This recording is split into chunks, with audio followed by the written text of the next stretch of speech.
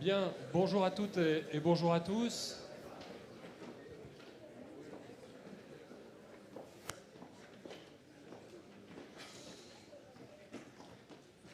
Merci d'être présente et présent ce matin pour cette première matinée de réflexion organisée par Vinceo, une grande conférence donc avec des invités qui vont nous amener tous à réfléchir à l'avenir de la vigne et du vin qui nous concerne, tous au premier chef. Alors c'est une matinée d'échange, il y a certes des conférences et puis des propos liminaires, mais c'est surtout un moment où vous devrez ne pas hésiter à prendre la parole. Je m'appelle Guillaume Mollaret, dans le civil, je suis journaliste et on m'a invité à venir ici avec vous pour mettre un petit peu de blanc d'œuf, pour coller un petit peu tout ça et faire en sorte que nos échanges soient les plus fluides possibles. Et avant de débuter, eh bien, je vais demander à Carole Saint-Fort, qui est la directrice de Supagro, qui nous accueille aujourd'hui, bien directrice de l'Institut Agro de Montpellier, pardon, qui nous accueille aujourd'hui, de bien vouloir prendre le micro. Carole, c'est à vous. Très bien, merci beaucoup. Alors effectivement, vous l'avez dit, Supagro n'est plus. Supagro est devenu l'Institut Agro Montpellier il y a déjà 2 ans. Voilà, donc chers collègues, mesdames et messieurs, c'est un immense plaisir pour moi de vous accueillir ce matin ici au sein de l'Institut Agro. Et pour cette grande conférence organisée par Vinceo sur les impacts du changement climatique en viticulture. C'est un honneur d'accueillir parmi nous les plus grands experts, chercheurs, professionnels pour discuter d'un sujet que nous savons tous crucial et urgent. Je voudrais d'abord saluer Vinceo, l'organisateur de cette conférence, saluer leur formidable développement depuis leur création en 2009, puisque maintenant ils comptent plus de 100 adhérents. Et puis souligner ce cheminement que nous avons fait ensemble. Depuis 2009, c'est une longue histoire de partenariats riches et fructueux. Alors, je voudrais saluer Dominique Tournex, bien sûr, le président qui travaille à nos côtés depuis longtemps. Et il fait partie de nos instances, il éclaire nos décisions. C'est un partenaire assidu de tous les programmes de l'école. Il nous soutient en offrant des opportunités à nos étudiants, nos formations. Voilà, c'est vraiment un partenaire très précieux pour l'établissement. Et puis, on participe aussi un petit peu à Vinceo. On est membre de Vinceo. Hervé Hanin, ici présent, est membre de son conseil d'administration. Il pilote la prospective sur la filière vin qui a été commanditée par Vinceo. Donc voilà, vraiment un partenariat très riche et c'est pour moi l'occasion de le saluer ici publiquement.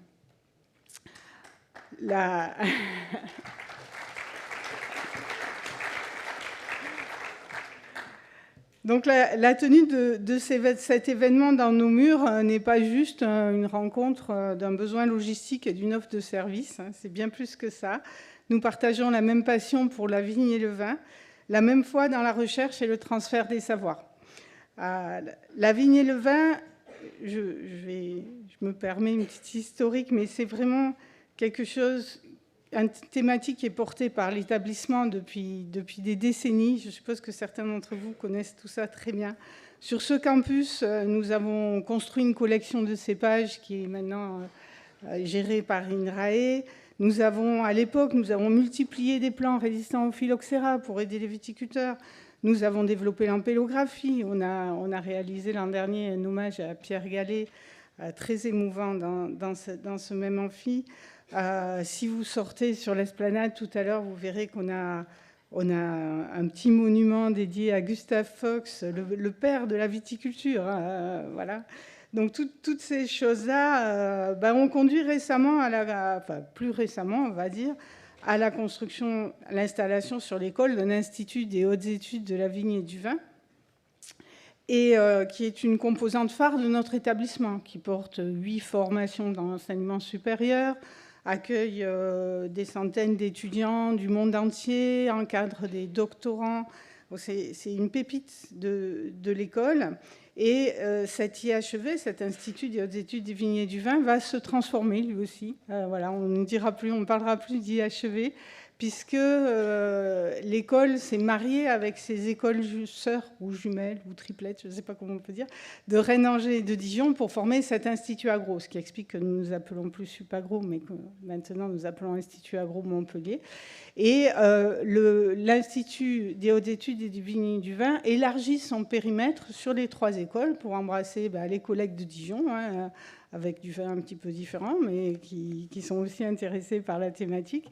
Et sur Rennes-Angers aussi, il y a pas mal de vins. Donc on va prendre maintenant une dimension nationale dans notre équipe, en tous les cas, et pour cultiver toujours plus de visibilité. Puis alors on va peut-être encore faire mieux, parce qu'on est en train de postuler pour construire une université européenne avec toutes les grandes facultés européennes. Enfin, pas toutes, mais en tous les cas des très grandes. Donc voilà, et si tout va bien, on devrait construire cette université avec 80 000 étudiants dédiés à l'étude des sciences de la vie. Voilà, donc nul doute que la vigne et le vin y aura sa place.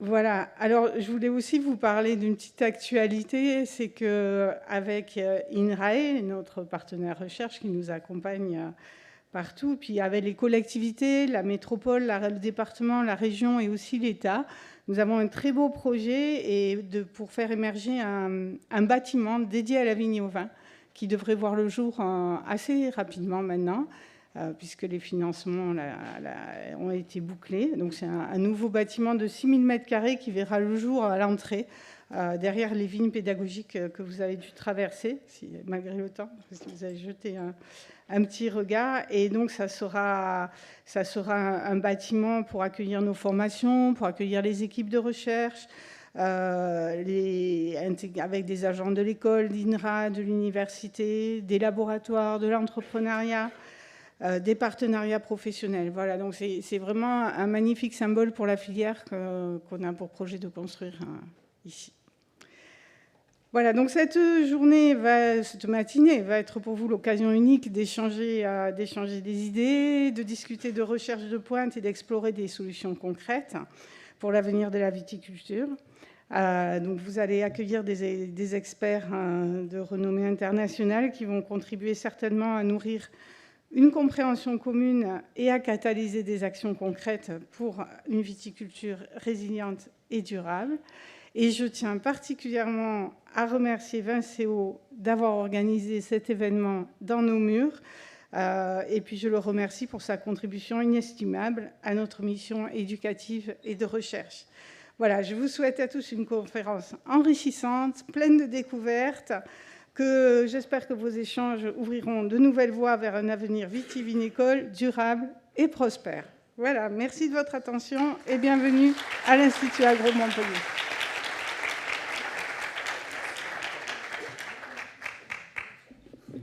Merci Carole.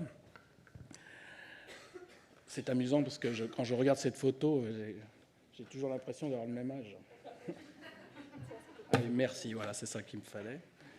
Alors, avant de vous présenter en quelques mots ce qu'est le cluster Vincéo, je voudrais remercier également la région Occitanie qui nous soutient depuis le départ. L'histoire de Vincéo, elle naît avec Georges Frêche. Georges Frêche qui avait lancé une étude, avait mandaté une étude et qui avait contacté beaucoup d'entreprises de la région, qui étaient à l'époque Languedoc-Roussillon, pour comprendre comment la filière fonctionnait en amont de la viticulture et de l'œnologie. C'est-à-dire qui fournissait, qui travaillait pour aider les vignerons de la région à se développer. Et il a été surpris par quelque chose en disant « c'est étonnant, nous avons la plus grande région viticole du monde à l'époque. Et curieusement, la filière est faiblement structurée, il n'y a que des petites entreprises. » J'avais un peu contesté parce qu'il est devenu un peu gros depuis, donc c'est déjà bien. Mais c'est vrai, il faut reconnaître qu'en 2007, la tendance, c'était un peu encore très fortement la désindustrialisation. Certains ont entendu parler de la turokisation de l'industrie, qui consistait à dire selon ce cher monsieur, qu'il ne fallait plus avoir d'usine en France. Et malheureusement, on l'a bien appliqué.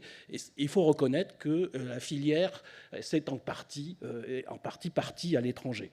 Fort heureusement, grâce à ces types de clusters, nous essayons, les acteurs industriels et entreprises de cette association, de relancer cette dynamique de développement et d'innovation. Alors, bien sûr, je remercie l'Institut Agro de nous avoir accueillis, qui est également membre, et tout particulièrement Hervé et Carole, parce que sans vous, nous n'aurions pas pu organiser cela. Et je suis vraiment très heureux et très touché de pouvoir organiser cette conférence au sein de l'Institut Agro, qui a été aussi mon école de formation, mais parce que je pense que ce lien qu'on peut établir, et c'est une vraie force, entre le cluster, les entreprises, la recherche et la pédagogie est essentiel. Parce que beaucoup de choses passent par la créativité et l'innovation. Alors, notre association, vous voyez, c'est plus de 103 membres aujourd'hui. La plupart ont des sièges sur la région. Maintenant, c'est devenu plus grand, c'est l'Occitanie. Et tous sont des entreprises, ont des activités qui opèrent dans la région au service de la vigne et du vin. Notre but, c'est de promouvoir tout ce qui est savoir-faire sur la filière, et puis également tout ce qui est expertise.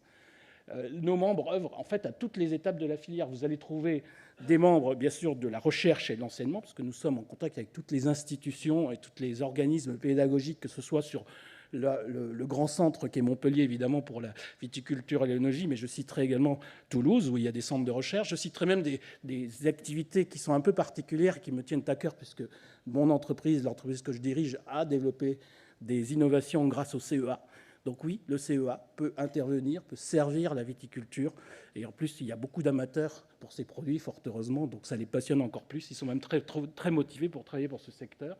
Vous voyez, il y a beaucoup d'entreprises qui interviennent au chai et en œnologie, dans le conditionnement, quelques organismes professionnels qui nous servent toujours de lien de conduite, de fil conducteur pour les relations qu'on peut avoir avec eux et les échanges. Beaucoup d'entreprises interviennent dans le service et bien sûr la vigne. Alors, c'est une première pour Vinceo d'organiser cette conférence. C'est un moyen de partager un certain nombre d'objectifs.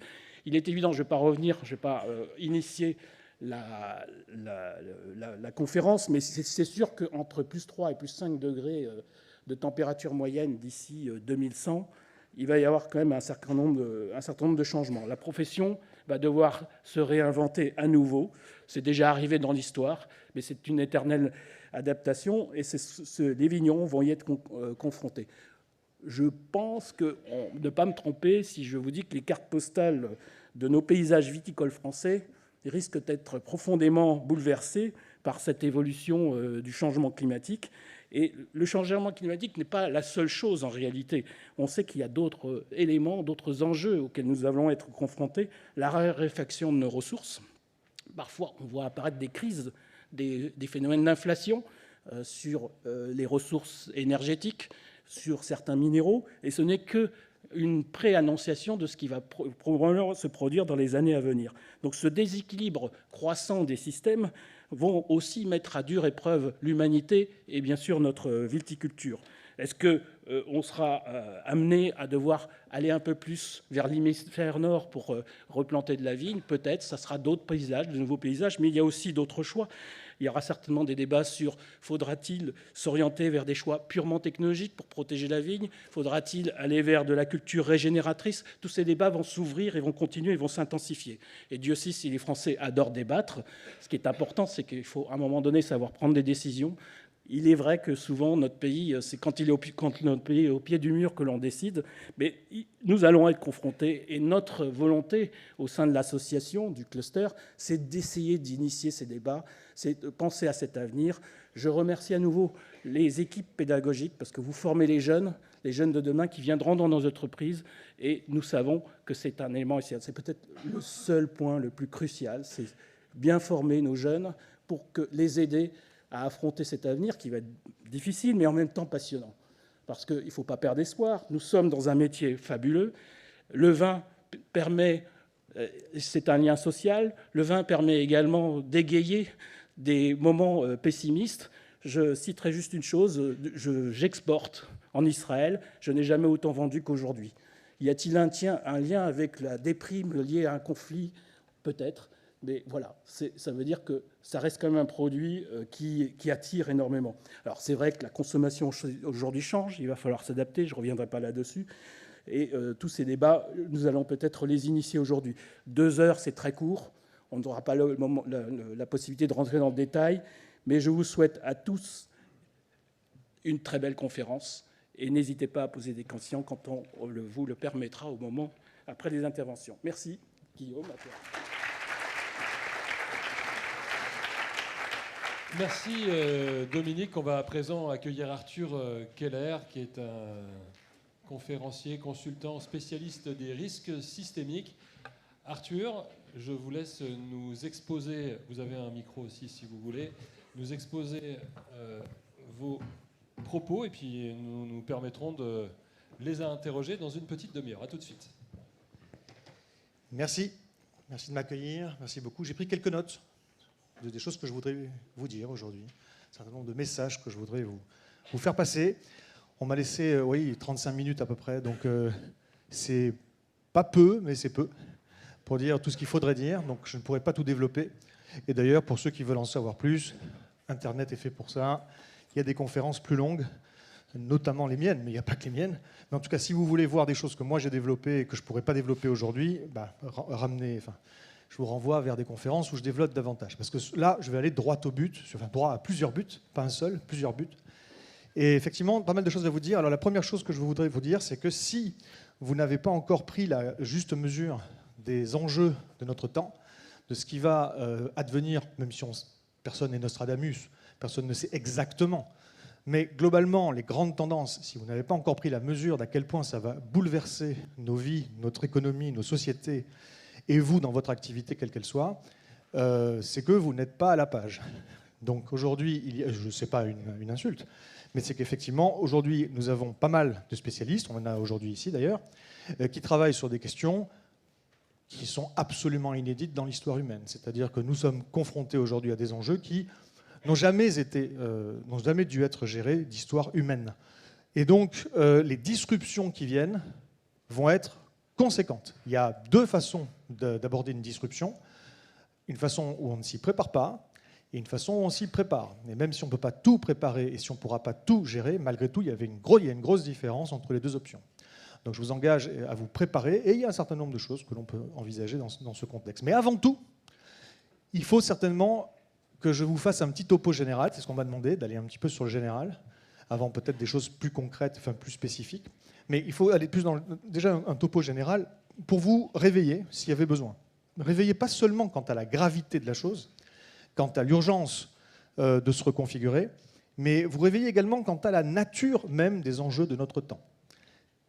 Comme vient de le dire Dominique Tournex, il va y avoir dans les prochaines années et décennies, il va y avoir un certain nombre de choses qui vont changer fortement. Et ce n'est pas que le climat. Alors le climat, on va en parler aujourd'hui, bien évidemment. Le climat, c'est un enjeu absolument majeur, mais il n'y a pas effectivement que le climat. Et je ne vais pas simplement me contenter de dire il y a aussi tel problème, et puis tel autre, et puis tel autre, et puis tel autre. Parce que ça, c'est bien gentil, c'est important aussi de le faire. Je vais le faire très brièvement.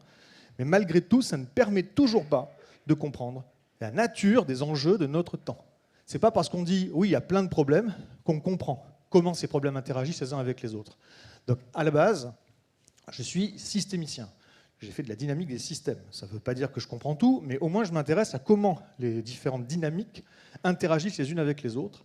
Et si on ne peut pas voir, déceler des effets de seuil, des effets de régulation ou d'emballement, si on ne peut pas voir des causes communes à un certain nombre de choses, d'enjeux auxquels nous allons être confrontés. Alors, je vais extrêmement vite, une fois de plus, vous m'excuserez, vous irez voir des conférences si vous voulez avoir plus de détails. Mais aujourd'hui, nous avons une multicrise qui est face à nous. Et si vous voulez, elle se développe, elle se déploie dans toutes les dimensions de ce qu'on appelle le système Terre. Alors, ça va peut-être vous paraître un peu stratosphérique, mais il faut partir de large avant de zoomer. Le système Terre, c'est quoi ? Eh bien, c'est l'endroit, on va dire la zone dans laquelle il y a de la vie sur cette planète. Le système Terre, c'est à la fois la lithosphère. Alors, lithosphère, c'est la couche externe du manteau terrestre. L'hydrosphère, l'ensemble des eaux. L'atmosphère.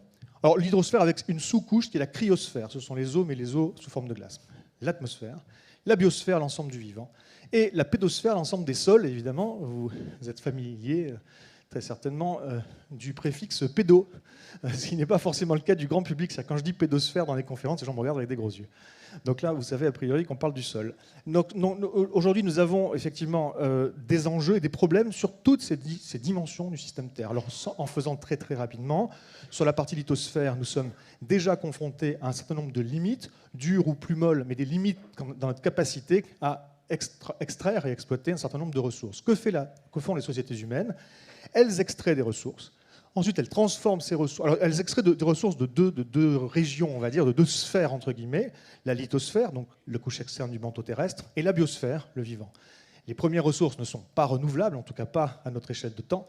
Les secondes sont renouvelables, mais leur taux de renouvellement est limité. Donc, ce que font les sociétés humaines, c'est qu'elles extraient des ressources en amont, puis elles les transforment en biens, en services, en infrastructures, en tout ce que vous voulez, avec de l'énergie. Et ensuite, elles rejettent des déchets et des pollutions. Nous avons évidemment certains rebouclages dans ce système, certains recyclages, mais globalement, ce flux est massivement linéaire. Et il se trouve qu'aujourd'hui, nous extrayons trop vite. C'est-à-dire que pour des stocks finis, on pioche dans les stocks et progressivement ils diminuent. Alors, je dis ça, évidemment, c'est très simpliste, parce que les stocks, c'est pas juste les stocks peuvent prendre des formes extrêmement différentes selon ce dont on parle. Mais bon, globalement, on pioche dans des ressources, et il y en a de moins en moins. Après, il y a des ressources plus renouvelables, celles de la biosphère, mais elles ont, comme je disais, un taux de renouvellement limité. Et de plus en plus, aujourd'hui, on va les prélever à un rythme qui est supérieur à leur taux de renouvellement. Donc le stock baisse, entre guillemets. Ensuite, effectivement, on utilise ces ressources, et en faisant cela, dans le cours des sociétés humaines, nous transformons, nous anthropisons la nature et nous détruisons une partie de la nature. Bon, aujourd'hui, le problème, voyez-vous, c'est qu'on transforme plus vite que la capacité de la nature à s'adapter. Et globalement, il y a des exceptions locales toujours. Mais globalement, c'est cela. Et on détruit plus vite que la capacité de la nature à se réparer. Et en aval, on rejette des déchets et des pollutions. Et on les rejette, globalement, plus vite que la capacité de la nature à absorber ces déchets et pollutions. Absorber, ça veut dire les réintégrer à des cycles naturels. Donc il faut du temps pour ça. Et il y a même certaines ressources pour lesquelles ce n'est pas une question de temps. C'est juste pas, a priori, pas réabsorbable. En tout cas, une fois de plus, à nos échelles de temps à nous, peut-être sur des millions d'années, ça l'est, mais à nos échelles de temps, ce n'est pas réabsorbable dans des cycles. Donc ça s'accumule dans l'environnement et ça rend de plus en plus toxique l'environnement. En fait, je vais me mettre ici, je vais poser mon carnet parce qu'il me dérange. Attendez 2 secondes.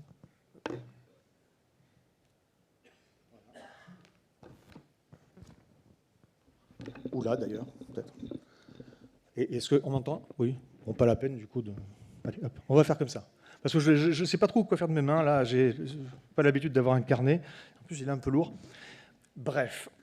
Donc, voilà. Donc, si vous voulez, effectivement, nous avons des disruptions qui sont en cours, des dynamiques qui sont pénibles, qui sont des dynamiques de disruption qui touchent toutes les dimensions du système Terre. Et une fois qu'on a dit ça, on n'a rien dit. Une fois qu'on a dit ça, on s'est rendu compte qu'on avait un grave problème. Il y a pas mal d'études qui renforcent cette vision des choses, notamment, je ne sais pas si vous en avez parlé, mais si ce n'est pas le cas, renseignez-vous, parce que c'est une étude absolument magistrale qui est très connue, l'étude des limites planétaires.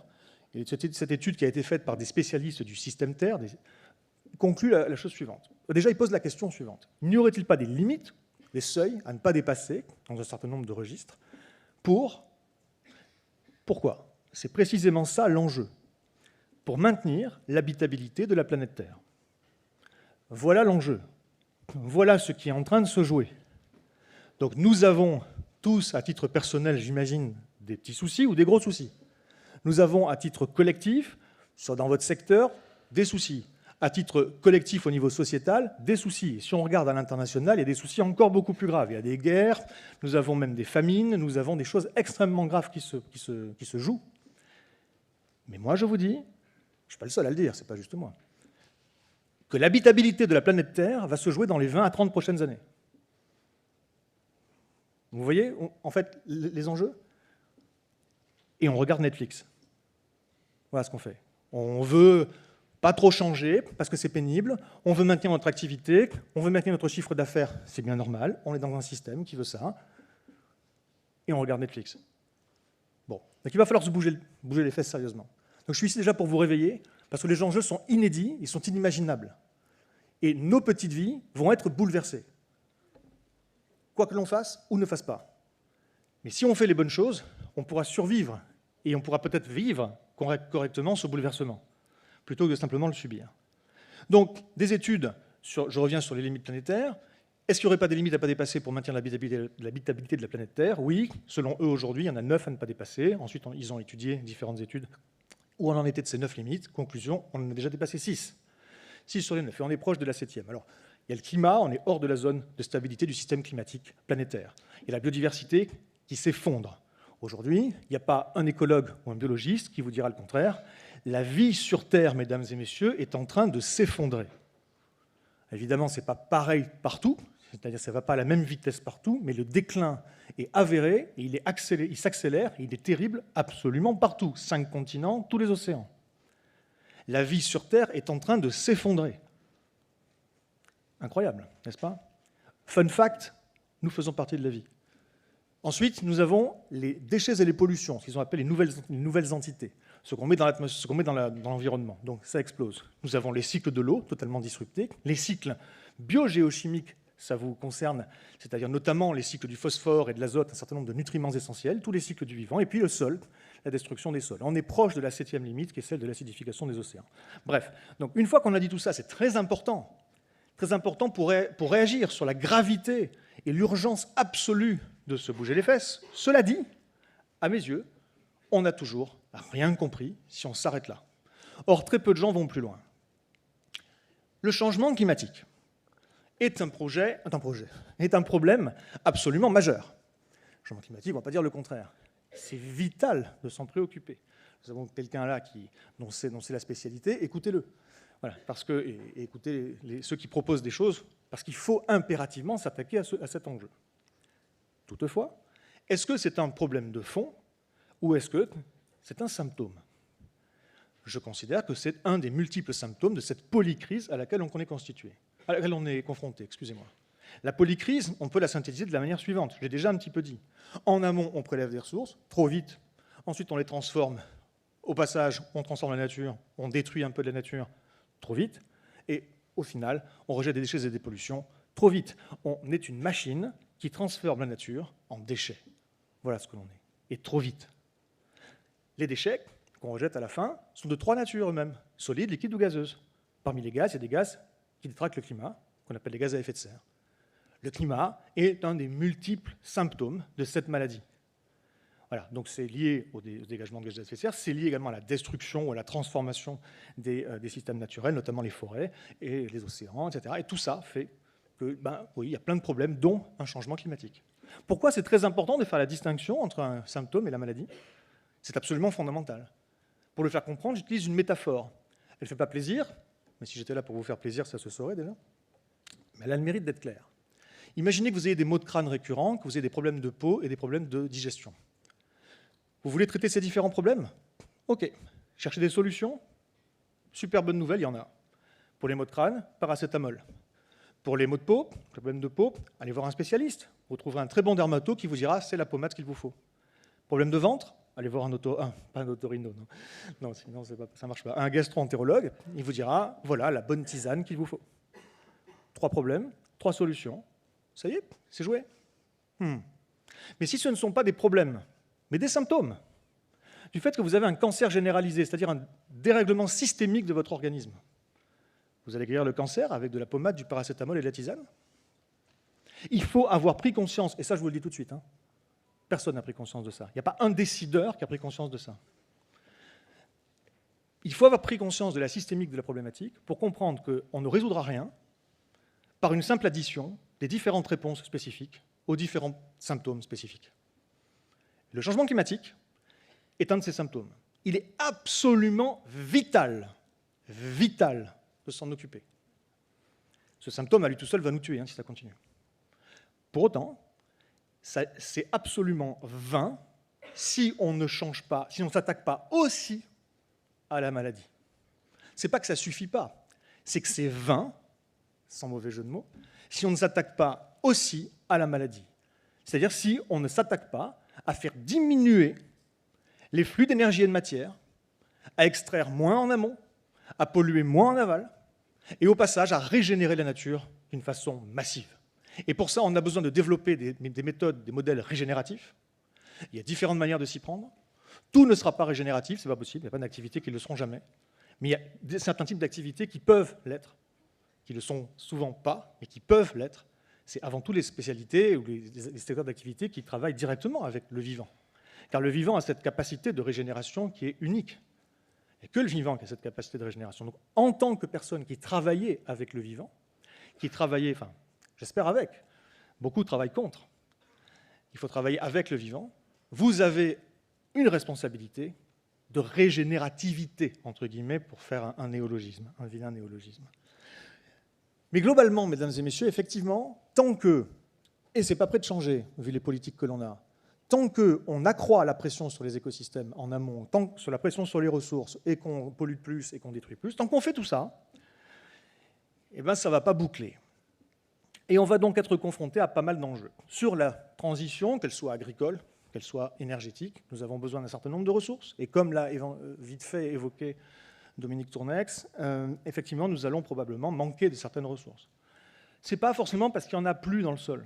Ouais, par exemple, parlons du cuivre. Le cuivre, c'est un des métaux, si ce n'est le métaux le plus important de la transition énergétique, tel que nous l'avons conçu. Transition énergétique, globalement, il y a 3 leviers. Le levier renouvelable, le levier innovation pour faire de l'efficacité énergétique et le levier sobriété.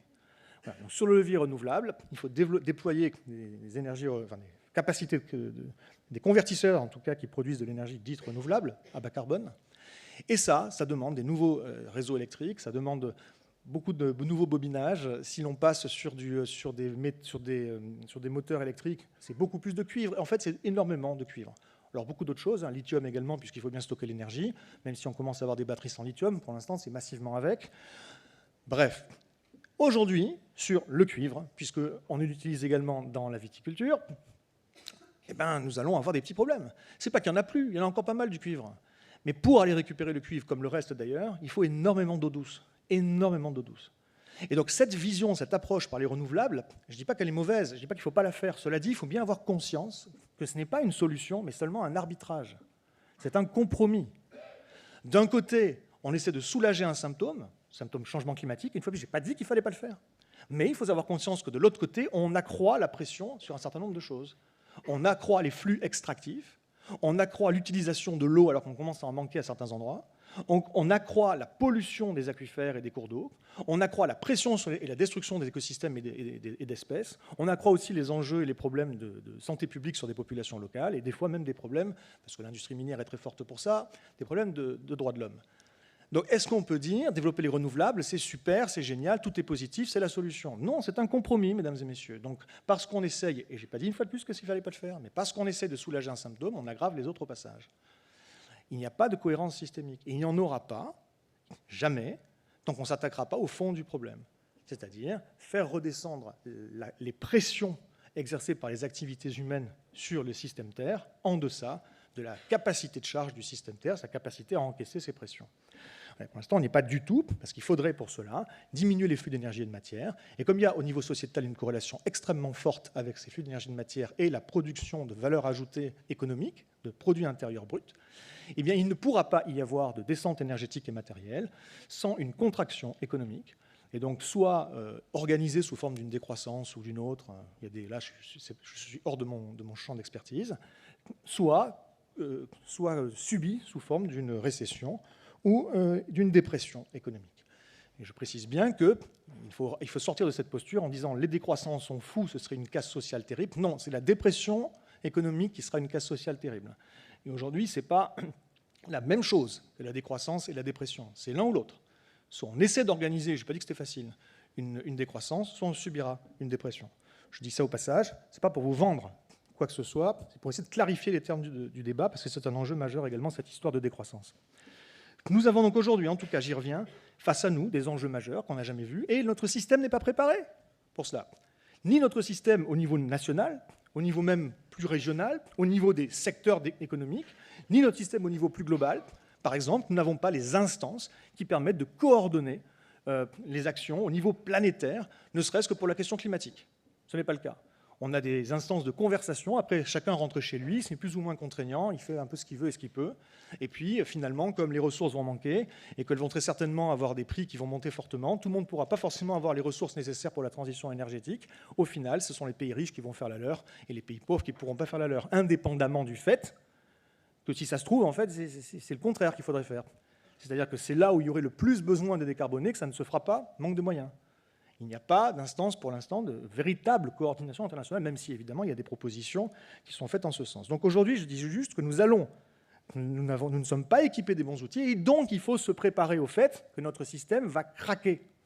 Il est déjà en train de se craqueler d'un peu partout. Ça ne va pas s'améliorer. Nous ne sommes pas face à une crise, nous ne sommes pas face à des crises qui seraient des risques, entre guillemets, qui auraient un début, une fin, qui seraient localisés géographiquement.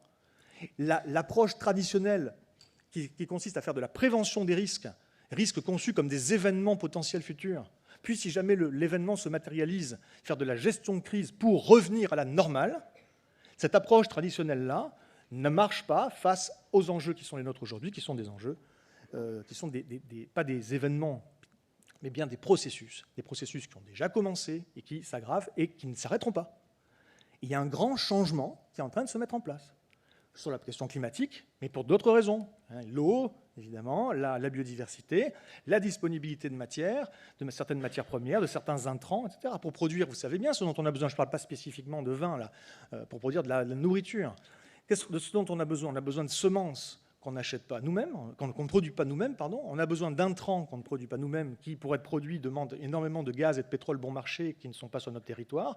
On a besoin de pétrole bon marché pour faire tourner les machines. On a besoin d'une chaîne du froid. On a besoin d'infrastructures qui fonctionnent. On a besoin d'une économie qui fonctionne. Il faut que tout fonctionne, en fait, pour que ça fonctionne. Voilà, tant que tout va bien, tout va bien. On a besoin de PAC, des aides de la européenne, sinon le système se casse la gueule, il n'est pas viable. Et on a besoin d'une main-d'œuvre étrangère, spécialisée, saisonnière, à bas coût, qui vient chaque année produire pour les Français leur bouffe, parce que c'est quand même pas nous qui allons mettre les mains dans la terre. Voilà, et ces gens, ils viennent parce que c'est facile, parce qu'il y a une abondance de pétrole bon marché. Et il se trouve, et ça c'est une des mauvaises nouvelles, que d'ici, si c'est pas 10 ans, ce sera 15, et peut-être 20 dans le meilleur des cas, ou dans le pire, je ne sais pas, ça dépend ce qu'on regarde, si on regarde le climat ou si on regarde l'économie. Mais globalement, d'ici 10 à 20 ans, nous allons sortir, très probablement, en tout cas moi, je ne fais que vous répéter ce que je vois chez les meilleurs experts du sujet, nous allons sortir de l'ère du pétrole et du gaz naturel abondant et bon marché, et ça va tout changer. Ça va changer la viabilité d'à peu près tous les modèles économiques, d'à peu près toutes les entreprises. Et vous allez être impacté directement et indirectement, parce qu'autour de vous, tout le monde va être impacté. Ce ne seront pas des crises localisées, ça va toucher tout notre modèle de société et tout notre modèle économique. Est-ce que vous êtes préparé à ça? Non, personne ne l'est. Bon, par contre, vous avez une chance. Vous travaillez avec le vivant. Et le vivant, lui, il se fout de l'économie. Et il peut continuer à vivre, le vivant, et à survivre. Et vous avez là la main sur un capital naturel, on peut appeler ça, que vous pouvez faire fructifier pour l'intérêt général, on va dire, ou que vous pouvez maltraiter.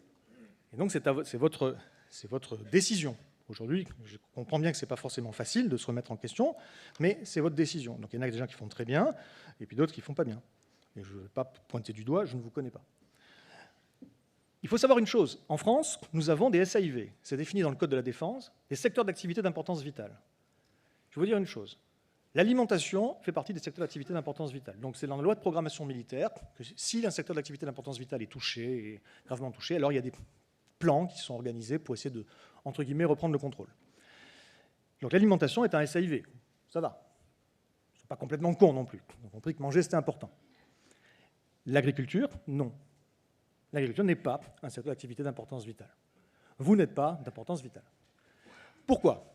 Parce qu'il n'y a aucun lien qui est établi entre la production et la consommation. Aucun. Pourquoi? Parce qu'on ne mange pas ce qu'on produit. On ne mange pas au même endroit, en tout cas. Sur un territoire, là je ne parle pas d'une fois de plus de vin, je parle plutôt de bouffe.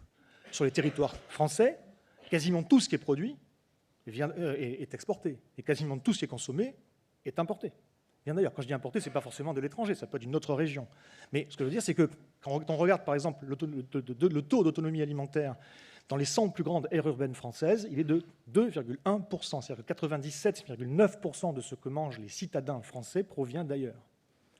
Parce que ce système s'est organisé selon la loi de l'avantage comparatif de David Ricardo, à savoir que pour être compétitif, chaque secteur et chaque territoire doit se spécialiser.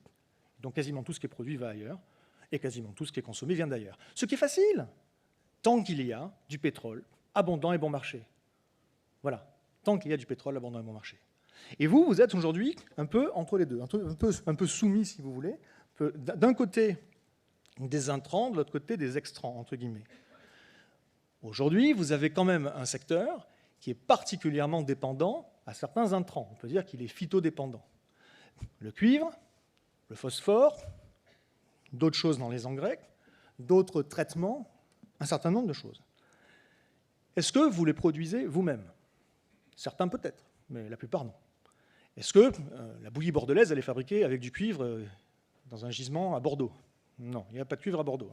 Donc il n'y a pas de cuivre en France. Donc pour cela, et comme pour tout le reste, pour le phosphore aussi, ça vient d'ailleurs. Ça vient d'ailleurs, ça dépend de chaînes d'approvisionnement, de chaînes logistiques, qui elles-mêmes ne peuvent fonctionner que tant qu'il y a une abondance de pétrole bon marché.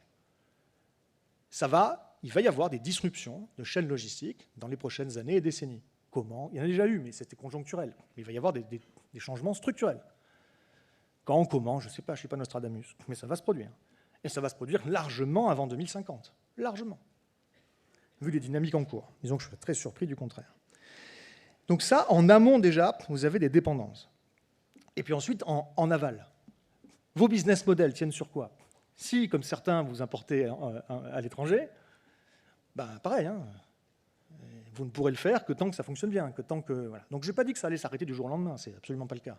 Mais on va vers des lendemains qui déchantent, parce que les business, la manière dont on fait le business, à la fois sur ce qu'on utilise en amont et comment on écoule nos produits en aval, ça ne va pas forcément être encore possible dans 20 ans. Quoi.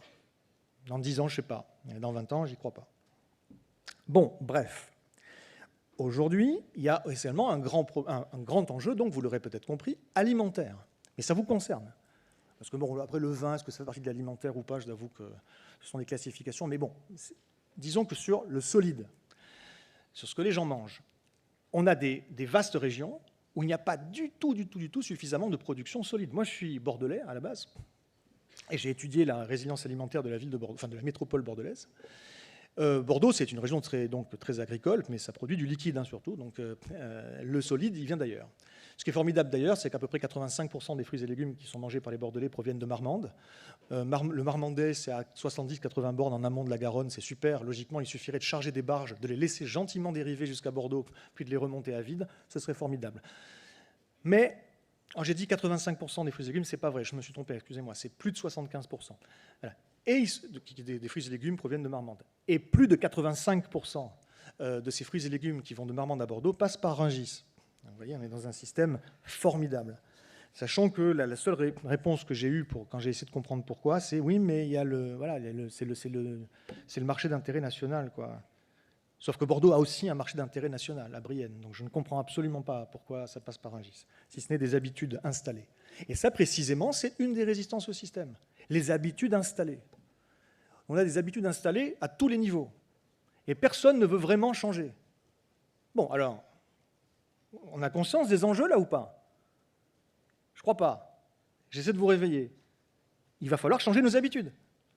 Soit on les change, on anticipe, et on a une chance de s'en tirer, et peut-être même d'être utile à la société. Soit on va subir, dans le chaos. Et vous avez aujourd'hui, pas simplement un enjeu pour survivre, mais un enjeu pour aider les autres à le faire. Un enjeu pour devenir, selon moi, des agents d'une résilience sociétale et des agents d'un changement culturel dans vos propres registres professionnels. À mon avis, c'est là qu'il faut travailler. Il y a aussi, évidemment, tout un travail. Je ne sais pas si je dois développer, parce que je connais un petit peu, mais ce n'est pas mon sujet à la base, et je pense qu'il y a des gens ici plus compétents que moi, donc je ne vais pas spécifiquement développer ça, mais enfin, vous devez savoir qu'au niveau des pratiques agricoles, au niveau des pratiques culturelles, il y a énormément de changements opérables aujourd'hui, qui sont vertueux, que l'on peut aujourd'hui faire du régénératif un petit peu quand même. On peut refaire vivre les sols. Ce n'est pas parfait, ce n'est pas magique, mais on peut. Vous savez aussi qu'il y a un véritable enjeu, vous savez, peut-être, qu'il y a un véritable enjeu de réaménagement des territoires et surtout de relocalisation d'un certain nombre de productions, notamment alimentaires, et de diversification. Bon, alors, aux endroits, je parlais de Bordeaux, mais évidemment, c'est le cas un peu dans la région ici, c'est le cas en Bourgogne, c'est le cas à différents endroits. Quand il y a des immenses vignobles, il y a juste trop de liquide et pas assez de solide. Donc il y a une partie, c'est d'ailleurs à Bordeaux il y a quelques arrachages, c'est une partie également qu'il faut prendre en compte. Au-delà du fait que la carte va changer et que de toute façon le vin va globalement migrer vers le nord, il y a aussi le fait qu'il va y avoir, pour des raisons de résilience alimentaire, toute base, besoin de produire de la bouffe là où on produisait autre chose avant. Alors après, est-ce que ce sera possible? Comment? Parce qu'on sait aussi que faire pousser des céréales ou des fruits et légumes là où il y a eu de la vigne pendant très longtemps, c'est pas toujours facile. C'est même peut-être des fois pas possible. Mais en tout cas, c'est un véritable enjeu. Une précision d'ailleurs là-dessus, quand je dis globalement, mais ça j'imagine que vous le savez, que les zones viticoles vont globalement bouger vers le nord, ça pour moi c'est une vision assez étriquée des choses. Je ne suis pas sûr qu'elle soit tout à fait correcte.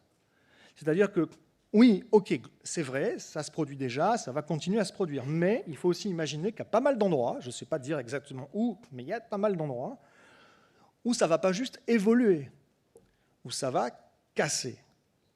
Parce que le taux de changement s'accélère et le taux de changement peut dépasser la capacité d'adaptation de la faune et de la flore. Et quand c'est le cas, il peut y avoir des effondrements écosystémiques et non pas juste « oh, l'écosystème s'adapte ».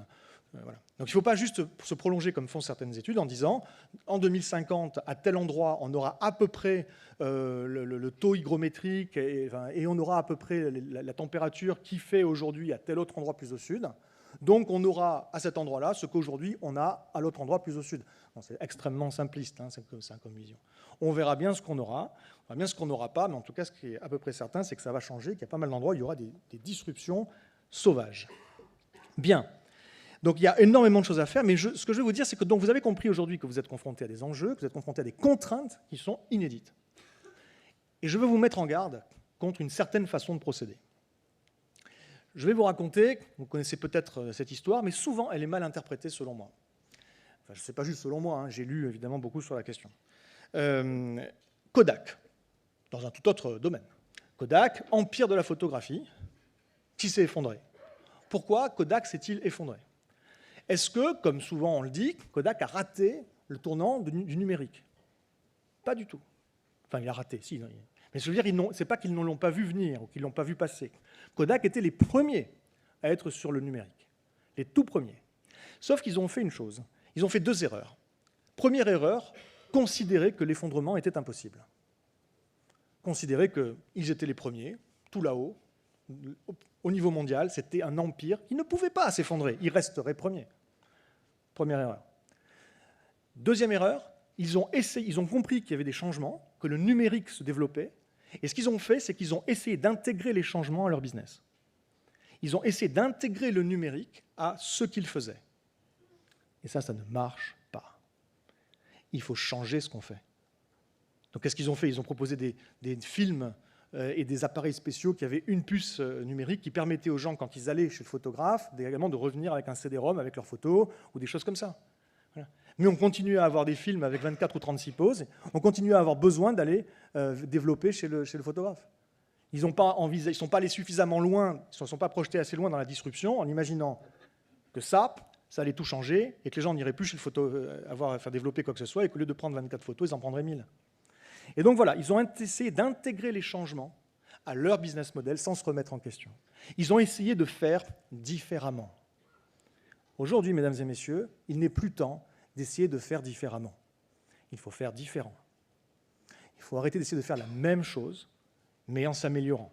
Et donc vous avez deux options, ou deux postures plutôt possibles. Première posture, c'est sur ces enjeux dont je vous parle. Il y a des enjeux écologiques, climatiques. Il y a des enjeux de résilience, c'est-à-dire face aux disruptions à venir et aux ruptures d'approvisionnement probables qui s'en viennent, essayer d'assurer une production, notamment alimentaire, à chaque endroit, dans un périmètre géographique maîtrisable. On va dire ça. Donc il y a cet enjeu-là. Et donc face à ces enjeux de résilience et de soutenabilité, et au sens écologique du terme, il y a deux postures. Soit vous pouvez travailler sur votre activité et la rendre meilleure ou moins mauvaise. Faire mieux. Et je n'ai pas dit qu'il ne fallait pas le faire, il faut le faire, évidemment. Et puis il y a une autre posture, et je prône plutôt celle-là. Enfin, sans l'opposer à la première, hein, mais je dis que surtout c'est là que ça va se faire. Vous devez devenir des agents, des acteurs d'un changement sociétal. Vous devez devenir des agents de la résilience sociétale. À minima des territoires où vous êtes implantés, mais idéalement collectivement sociétal. Parce que si vous pensez pouvoir travailler votre résilience, la résilience de votre vignoble, par exemple, sans vous préoccuper de la résilience plus générale des territoires et des populations sur ces territoires, ça ne marchera pas.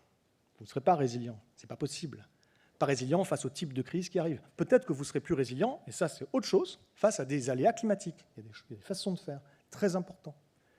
Mais là, je vous parle d'une résilience plus générale, plus globale et sociétale, pas juste face au changement climatique, mais bien face aux disruptions qui arrivent dans nos sociétés, qui font qu'on va avoir des moments oh-oh dans les prochaines décennies. On va dire, et là, en fait, comment je bouffe ? Et là, en fait, comment je mets du pétrole dans ma voiture ? Et puis, si je ne peux pas en mettre, je ne peux rien faire ?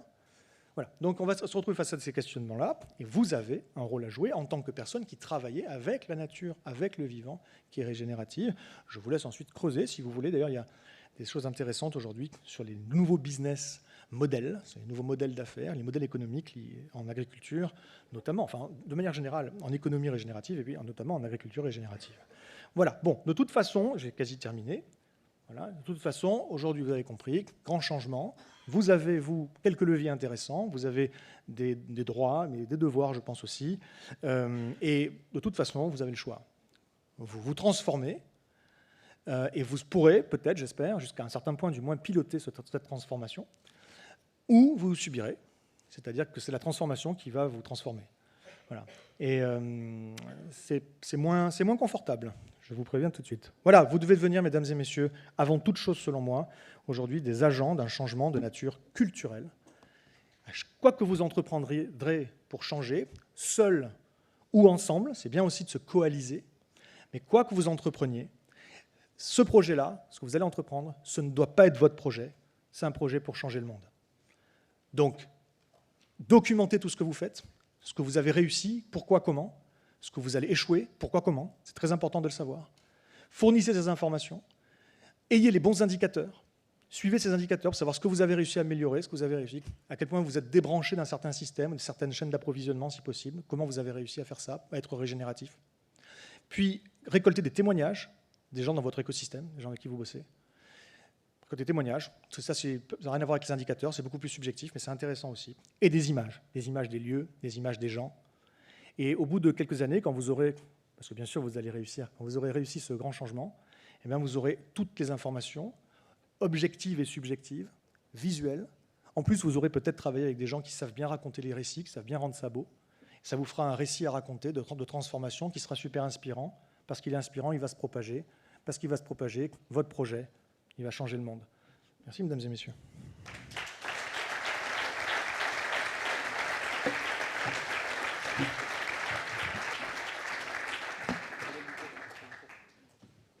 Merci Arthur Keller pour cet exposé. Alors, avant de passer la parole à la salle, moi il me venait une question que j'ai notée là par rapport, vous parliez du système Terre. Globalement, Dominique Tournex le disait, hein, il y a deux guerres d'ampleur mondiale qui sont en train de ravager le côté ouest, le côté est de la planète si on se place de notre point de vue. J'ai jamais autant vendu qu'aujourd'hui. Formidable. Les exports de vin et de spiritueux n'ont jamais été aussi forts que l'an dernier. Formidable. Vous nous parlez du climat, moi j'entends, c'est aussi génial, mais ce qui fait que la balance commerciale de la France elle est positive aujourd'hui, c'est parce qu'on vend des Airbus et des Rafales. Et aussi, dans un deuxième temps, parce qu'on vend des parfums, des cosmétiques et des vins et spiritueux. Donc j'entends ce que vous nous dites, dire voilà, attention, système, machin, ça va s'écrouler, mais globalement aujourd'hui on peut se dire, même si les ventes de vin elles reculent globalement depuis 30 ans, ça va, et puis les plus forts y survivent. Alors la question que j'ai envie de vous poser, c'est comment faire en sorte, puisque c'est au fond le problème que vous posez, comment faire en sorte qu'on s'en sorte globalement et qu'on aide aussi les plus petits à s'en tirer, parce qu'on ne se fait pas vraiment du souci pour les groupes de luxe qui aujourd'hui font à la fois des parfums et du vin, voire des avions et du vin, mais en l'occurrence plus pour les personnes qui sont ici peut-être et qui produisent de manière peut-être plus artisanale et familiale. Je n'ai pas toutes les réponses, mais j'ai quelques éclairages à partager éventuellement. Donc, effectivement, on peut tout à fait aujourd'hui se rassurer en se disant, bon, ok, il y a des choses qui changent, ok, c'est compliqué, il y a des petites crises, ou des grosses crises d'ailleurs, mais localisées. Bon, c'est des mauvais moments à passer. Globalement, ça va continuer. Et puis finalement, voilà, ça va pas si mal. Donc, pourquoi on le croirait, ce gars-là, ce Keller, qui vient nous raconter que tout va changer, alors que finalement, on ne voit rien changer encore à notre niveau fondamentalement? Ben, la science, mesdames et messieurs, je veux dire, moi, je ne suis pas un expert. Mon expertise, c'est la systémique, c'est comment on relie les différents champs disciplinaires les uns avec les autres. Et donc, j'ai une connaissance approfondie, sans faire de moi un expert, d'un grand nombre de sujets scientifiques. Voilà. Ben, aujourd'hui, la science, elle est claire. Hein. Voilà, la science, elle est sur le fait... Mettez le micro bien près de la bouche, Ah parce oui, qu'on me signale là-bas qu'on vous ce n'est pas entend assez bien. C'est bon? Ok. Non, aujourd'hui, la science est claire, même si tout le monde n'est pas d'accord sur tous les détails. Ok, certes, évidemment, il y a des débats. La science n'a jamais été quelque chose d'uniforme. Il y a du débat. Mais pour autant, allez, parce que une fois de plus, je n'ai pas eu le temps de développer. Donc allez, si ça vous intéresse, voir une de mes conférences sur un format plus long, où je développe plus, et vous verrez, je cite un certain nombre d'études et de références, qui sont des références que je ne suis pas allé chercher parce qu'elles m'arrangeaient, qui sont vraiment les publications de référence dans les différents domaines, dont personne ne remet en question les conclusions. Voilà. Et ça suffit, parce qu'il y a encore des publications qui prédisent des choses encore pires, et puis d'autres qui produisent des choses moins. Mais globalement, juste en allant sur ce qui fait consensus dans chacun des domaines, on a déjà une vision des choses qui nous indique que ça va changer. Alors, pour des raisons après de dynamique des systèmes, je ne vais pas forcément pouvoir développer beaucoup.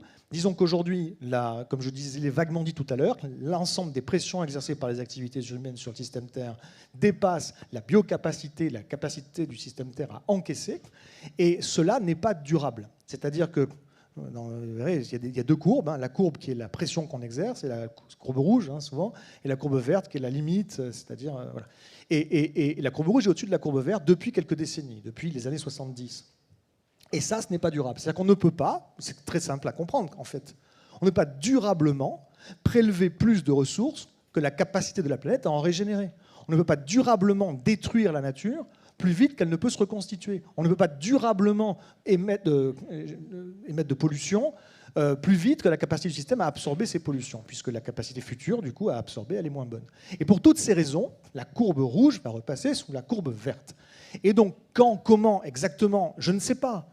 Mais au niveau planétaire, c'est une certitude que nous sommes au point d'inflexion où la courbe verte commence à décliner sérieusement et de plus en plus vite. Et la courbe rouge va repasser sous la courbe verte. Parce qu'on ne peut pas durablement prélever plus, etc., que ce que la planète peut donner. Donc, juste pour finir, cela indique qu'il va y avoir une bascule inédite et qu'on va passer d'un mode de développement, un mode de société, un mode d'économie qui jusqu'à aujourd'hui et depuis très très très longtemps a été plus, à moins. Et ça change tout. Voilà. Alors, est-ce que raisonnablement, ça veut dire qu'il y a certaines choses qu'il faudrait abandonner collectivement? Depuis 20 ans, 30 ans, on nous explique qu'il faut aller chercher de la qualité, qu'il faut aller, chercher aussi à l'export parce que c'est là qu'on fait les meilleures marges. C'est ce que vous expliquiez tout à l'heure avec des tomates. On arrive à parfois mieux gagner sa vie en les faisant passer par Rungis au lieu de leur faire 70 bornes à dévaler la Garonne. Est-ce que ça veut dire qu'il faut collectivement renoncer à l'export? Est-ce qu'il faut renoncer collectivement à certaines pratiques culturelles qui ont aussi un coût, puisqu'on sait que ne pas utiliser certains produits chimiques, eh bien, ça peut nuire à nos rendements. C'est ça qu'il faut faire? Alors c'est plus complexe, c'est plus subtil que ça. Donc déjà, effectivement, on peut se dire, moi je continue comme avant, et puis voilà. Bon, effectivement, allez-y, faites-le. Hein. Et puis vous allez être surpris. Ou alors on peut essayer de changer. Mais par contre, je ne dis pas aux gens, basculer vers totalement autre chose. Abandonner complètement ce que vous faites là, puis basculer, c'est quand même compliqué. À la fois sur le plan économique, et puis sur le fait qu'on sait que ce qu'on fait aujourd'hui n'est pas durable, ça ne va pas marcher. On sait que ce n'est pas résilient face à des crises qui arrivent. Par contre, on a un certain nombre de pistes aujourd'hui, mais ce n'est pas forcément facile de s'improviser vers d'autres pratiques, d'autres façons de faire. Donc il faut expérimenter avant tout des choses. Donc, moi, je prône plutôt, je conseille plutôt de travailler d'un côté sur l'existant pour faire en sorte qu'il évolue. Là, ça peut être graduel, ça peut être quelque chose de très graduel, d'essayer de s'améliorer, d'essayer diminuer tout ce qui est destructeur pour rien, j'ai envie de dire, gratuitement destructeur, d'améliorer tout ce qui est régénératif, etc. On travaille sur le mode. Et à côté de ça, on essaie des choses disruptives en s'inspirant de choses qui sont faites ailleurs, ou si c'est votre truc, en essayant de quelque chose de complètement nouveau, si vous avez ces compétences-là. Et individuellement ou collectivement, on fait des expérimentations territoriales. Et cette expérimentation, une fois de plus, ne veut pas forcément dire essayer de faire la même chose différemment. Ça peut vouloir dire essayer de faire autre chose, radicalement autre chose. Voilà. Et ensuite, il y a une question aussi sur un travail aussi à faire sur les business models, sur les modèles économiques, mais peut-être les modèles de comptabilité en triple capital. Je vous renvoie là-dessus. Si vous ne connaissez pas, faites une petite recherche, notamment sur le modèle CARE, C-A-R-E, très intéressant, qui permet d'intégrer, enfin de faire un bilan à la fin d'une entreprise, pas simplement actif-passif financier, mais actif-passif sur les ressources dont on dépend, sur les écosystèmes, leur santé, etc. Bon, donc, il y a plein de choses à faire. Maintenant, effectivement, juste un point. Mais alors ça, le renoncement. Ce sont des indicateurs intéressants, mais ils ne remplissent pas le frigo pour autant. Non, mais c'est pour ça. Continuons, tant que ça tient, à assurer en gardant un pied dans le système, mais il est temps de mettre un autre pied, voire plusieurs autres pieds, dans des alternatives, les expérimenter pour voir des choses qui fonctionnent. Et des choses qui ne sont pas dépendantes, ou le moins possible, d'intrants et de chaînes d'approvisionnement qu'on ne maîtrise pas, qui sont le moins destructrices possible de la nature et le plus régénératif possible. Et donc, dans ces nouvelles activités ne vont peut-être pas immédiatement être la poule aux œufs d'or. Mais c'est votre canot de sauvetage. Demain, c'est ce qui va rester quand le plan A va se casser la gueule. Alors, est-ce qu'il se cassera la gueule comme ça, ou très graduellement? J'en sais rien. Ça dépend aussi où vous êtes, qui vous êtes, etc. Bon, donc, moi, je ne suis pas pour renoncer à tout. D'un seul coup, ça n'a pas de sens. Personne ne peut faire ça. Si je disais qu'il faut faire ça, il y en a 1 sur 1000 qui va le faire. Bon. Et par contre, dernière chose, sur le renoncement, parce que tu m'as posé la question, est-ce qu'il n'y a pas des choses auxquelles il faut renoncer? Alors l'export, etc. De toute façon, sur la question de l'export, et sur d'autres questions, sur tout ce qui est flux de longue durée, ça va diminuer fortement. Est-ce que ça va s'arrêter complètement? Peut-être pas, mais ça va diminuer fortement. Hein, qu'on le décide ou pas. Hein.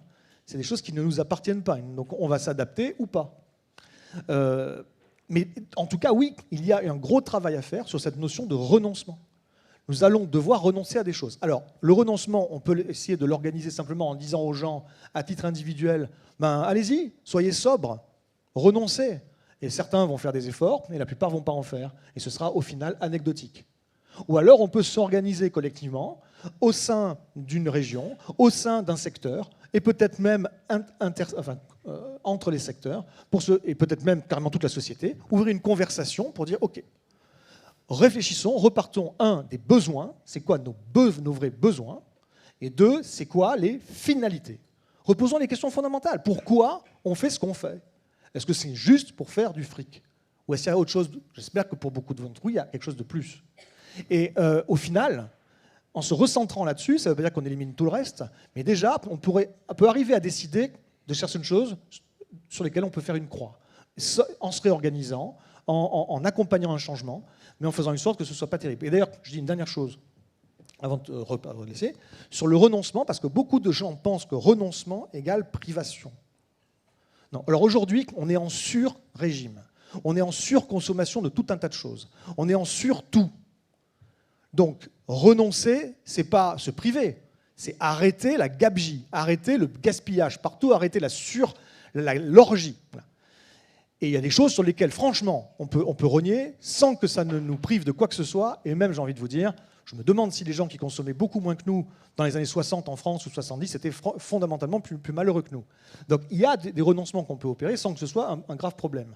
Et surtout, c'est une seule idée avant de finir, il ne faut pas imaginer qu'un renoncement, c'est on enlève quelque chose et le reste pareil. C'est pas ça. Donc, moi, je vous donne mon exemple. Moi, j'ai décidé, il y a maintenant 11 ans, de devenir végétarien. Après avoir été un consommateur de barbac, alors de fou, je ne concevais pas me faire plaisir à table sans une entrecôte. Et en plus, comme je suis bordelais, machin, que j'ai vécu aussi le long de la côte, alors les fruits de mer, les machins et tout, et puis allons-y sur la charcuterie, et puis allons-y sur les gésiers, et puis le foie gras et le machin. Jusqu'à l'âge de 30 et quelques années. Vous voilà. voulez dire que vous êtes végétarien et vous avez même arrêté le foie gras? Ouais, même ça. Et donc j'ai prononcé cette phrase longtemps, et j'ai dit, non, moi jamais je serai végétarien, je vais diminuer parce que je savais qu'il fallait bien, et c'était en cohérence avec ce que je racontais par ailleurs, mon expertise et mes convictions. Mais je dis, non, je n'arrêterai pas la viande, c'est hors de question. Et puis en fait, je vis avec une femme qui, elle a arrêté. Elle a décidé de tout arrêter. Et j'ai vu ce que ça donnait. J'ai eu un exemple concret à la maison de ce que ça donne. Bon ben, quand on arrête la viande, pour prendre cet exemple-là, on ne continue pas à manger exactement la même chose, c'est-à-dire qu'on ne mange plus que des garnitures. Ça n'a aucun sens. On réapprend à manger. On découvre tout un tas de produits qu'on ne connaissait pas, tout un tas de recettes qu'on ne connaissait pas. Il y a des choses absolument dégueulasses. Et il y a des choses absolument formidables. Et des fois, il faut tâtonner. La première fois que j'ai goûté des saucisses véganes, je dis mais qu'est-ce que c'est que cette horreur? Hors de question. Puis après, j'ai découvert les saucisses véganes incroyables. Ça dépend. Donc il faut essayer. Et on a réappris à manger. Et depuis que j'ai arrêté la viande, je n'ai pas de frustration. Renoncer à quelque chose, ce n'est pas de la frustration ou de la privation, c'est se réorganiser et réapprendre les choses. Merci Arthur Keller. On va prendre des questions dans la salle. On a le temps pour une ou deux d'entre elles. Est-ce que vous avez une question, une réflexion pour Arthur Keller? Oui. Attendez Serge, on vous entend tout à l'heure. Vous allez avoir la parole pendant une demi-heure. Laissez la parole aux autres. On en discutera après, Serge. Ouais. Bon, il y avait une question là-bas, oui, madame. Allez-y.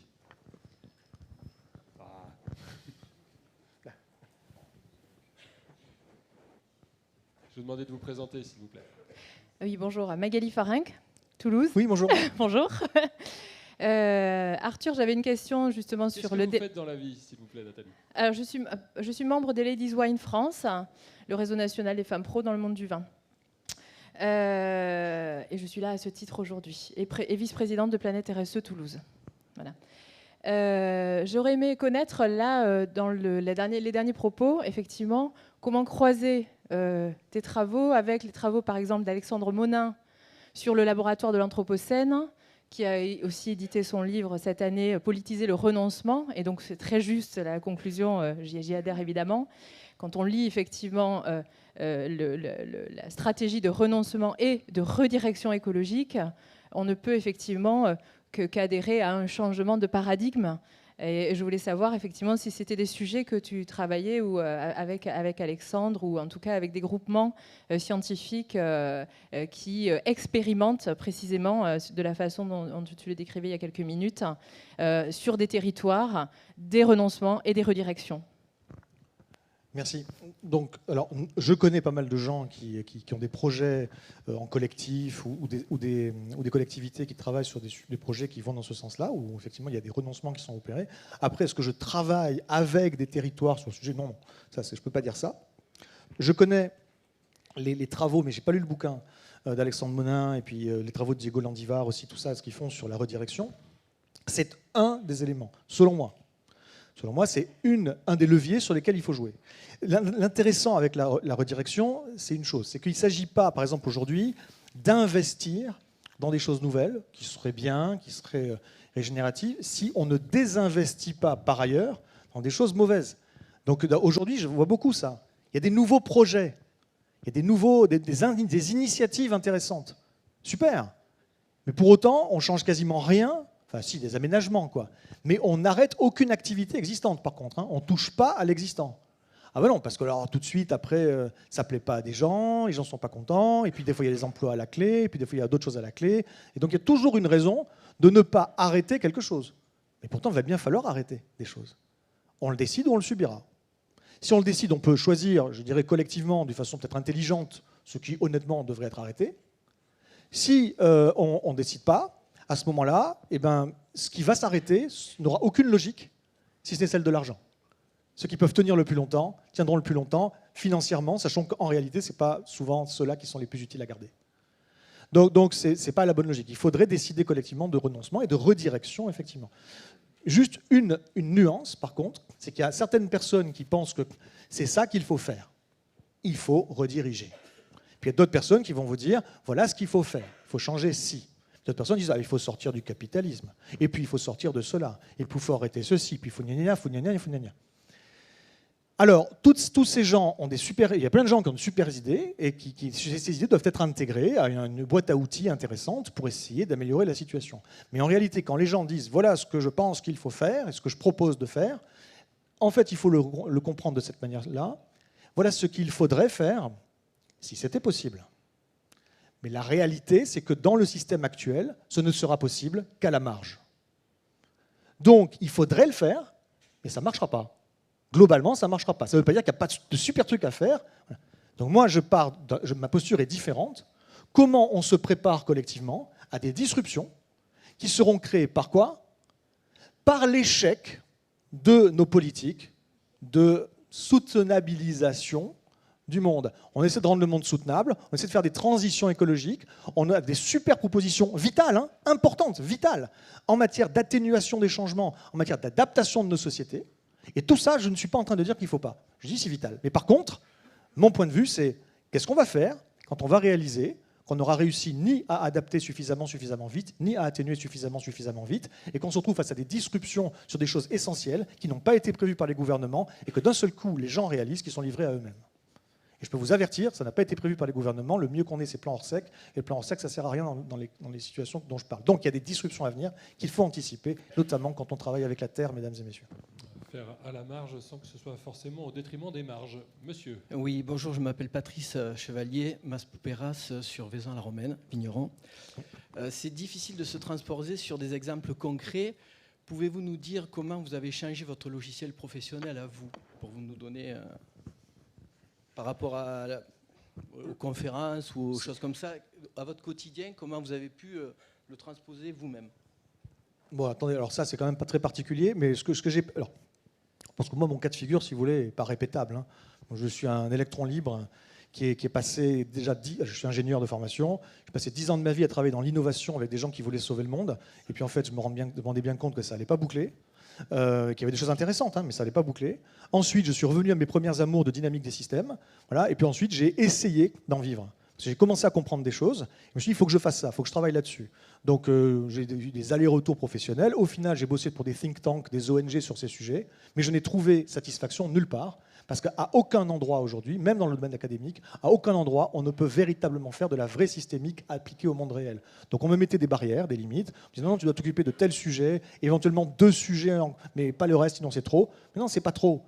C'est pas trop, c'est une approche radicalement différente. Donc j'étais fondamentalement mécontent. Souvent d'ailleurs on dit, oui mais les systémiciens ils sont bien gentils, mais il faudrait tout changer selon eux. On ne peut pas tout changer, et on ne peut pas travailler, il faut bien commencer quelque part. Mais vous n'avez pas compris. La systémique c'est surtout arrêter de courir derrière tous les problèmes et s'attaquer à la cause commune. Et donc il n'y a pas 1000 trucs à faire, il y a un truc à faire. Une remise en question fondamentale à faire au départ, elle est difficile mais elle est possible. Et ensuite ça va résoudre tous les problèmes naturellement. Il y a des nouveaux principes organisateurs qui vont se déployer dans le système. Voilà. Donc, mais globalement, effectivement, je n'étais pas satisfait. Et donc, finalement, j'ai fini par être à mon compte. Si vous me demandez à moi ce que, à titre personnel, je fais pour être en cohérence avec ce que je raconte, je vais vous répondre de la manière suivante. Je ne peux pas être partout, je ne peux pas tout faire. Chacun son rôle. Et l'important, c'est de travailler ensemble. Donc moi, à titre personnel, j'ai fait beaucoup d'efforts. Je ne prends plus l'avion, je ne mange plus la viande, etc. J'ai de nouveau une voiture. Je n'en ai pas eu pendant 15 ans, mais j'ai quitté Paris. Grave erreur sur le plan de la voiture. Mais globalement, j'ai fait tous les efforts que je pouvais faire à titre personnel. Mais on s'en fout de ça. On s'en fout, c'est une question de cohérence. L'important, c'est que chacun a son rôle à jouer, et ensuite, il faut se mettre les uns avec les autres. Donc ce que je n'ai pas développé là, mais ce que je vais vous dire rapidement en 5 bullet points, c'est que selon moi, aujourd'hui, il y a 5 types d'acteurs du changement, et chacun a un rôle à jouer, ou plusieurs d'ailleurs. Il y a des penseurs, des gens qui réfléchissent aux choses, qui conceptualisent et qui proposent des choses, et j'essaie d'en faire partie. On a des faiseurs, des gens qui sont vraiment dans l'action, sur le concret, qui font des choses, et qui ensuite partagent leur savoir et savoir-faire. Donc moi, on ne peut pas dire que je fasse partie des faiseurs sur le terrain. Ensuite, on a des gens qui sont des inspirateurs, des gens qui racontent, qui rendent inspirants, qui diffusent. J'essaie d'en faire partie. On a des organisateurs, des gens qui organisent des projets, des dynamiques, des mouvements. J'en fais pas partie, il faut des compétences que je n'ai pas. Voilà. Et puis il y a des facilitateurs, des gens qui ont des ressources particulières, soit des ressources du capital, soit de l'argent, soit ils peuvent faire du mécénat de compétences, soit ils peuvent prêter, louer, donner un terrain, un local, du matériel, faciliter l'accès à un réseau, que sais-je. Et donc il faut tous ces acteurs. Bon, ben moi, dans cette histoire, je ne peux pas être partout. Donc je suis sur la partie penseur et j'essaie de diffuser des idées. Et puis je suis sur la partie inspirateur, j'essaie d'inspirer les gens. Bon, ça ne marche pas forcément très bien aujourd'hui. Donc allez voir une conférence où j'ai plus de temps de développer. Merci Arthur Keller. On a une matinée qui va se poursuivre à présent avec Luigi Moio, le président de l'OIV. Merci à vous pour cet exposé. Merci également d'avoir répondu aux questions du public. Merci.